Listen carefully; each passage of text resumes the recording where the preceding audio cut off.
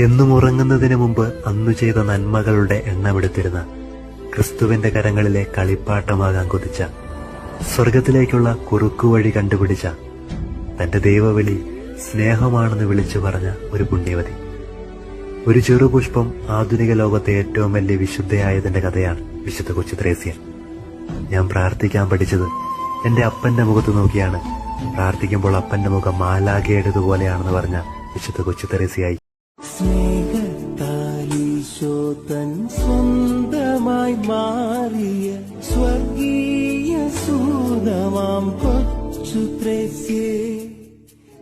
ദൈവം എനിക്ക് വിശ്വസ്തമായൊരു ഹൃദയം നൽകിയിട്ടുണ്ട്.